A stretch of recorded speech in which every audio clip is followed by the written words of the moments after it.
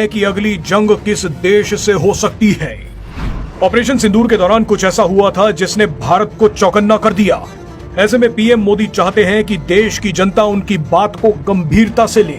PM Modi ने देश के लोगों से अपील करते हुए कहा है कि विदेशी सामानों पर अपनी निर्भरता को पूरी तरह से खत्म कर दीजिए। पीएम मोदी का बयान सुनते ही पता चल जाएगा कि भारत की अगली जंग चीन और अमेरिका से होने वाली है।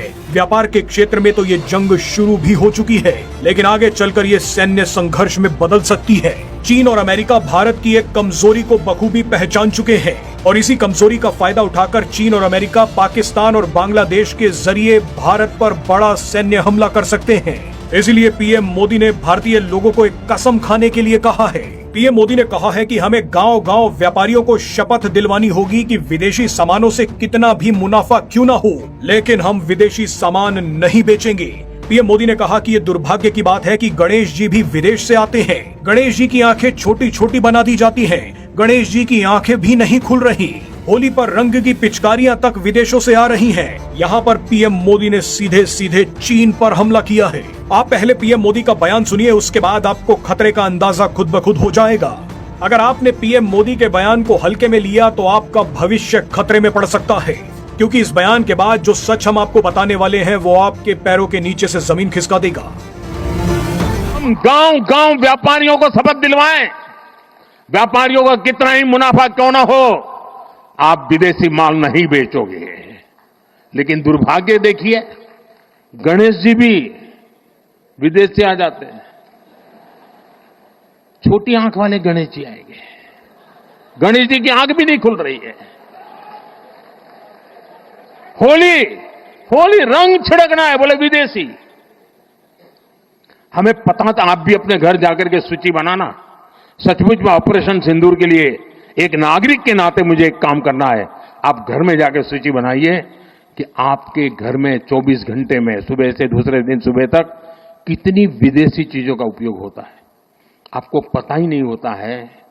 आप हेयर पिन भी विदेशी उपयोग कर लेते हैं, कंघा भी विदेशी होता है, दांत में लगाने वाली जो पिन होती है वो भी विदेशी घुस गई है, हमें मालूम तक नहीं है, पता ही नहीं है। दोस्तों,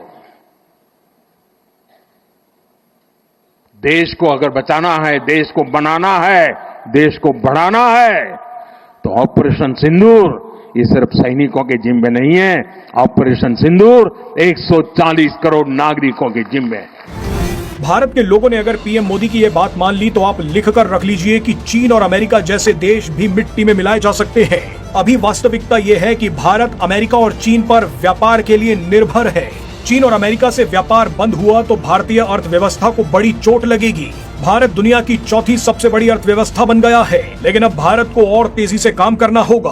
भारत ने जिस तरह से हथियारों के क्षेत्र में आत्मनिर्भरता हासिल कर ली है, ठीक उसी तरह अब व्यापार के क्षेत्र में भी भारत को आत्मनिर्भर होना होगा। ऑपरेशन सिंदूर में भारत ने अमेरिकी और चीनी हथियारों की औकात पूरी दुनिया को दिखा दी थी। इससे बौखलाकर अमेरिका और चीन ने भारत को व्यापार की धमकी देनी शुरू कर दी।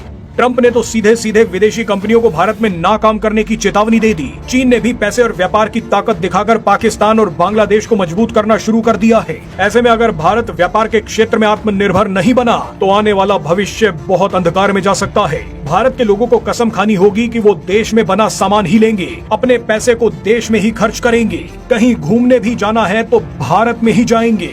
यही एक तरीका है जो चीन और अमेरिका को घुटनों पर ला सकता है। इस बार भारत के लोगों को बड़ा कदम उठाना होगा।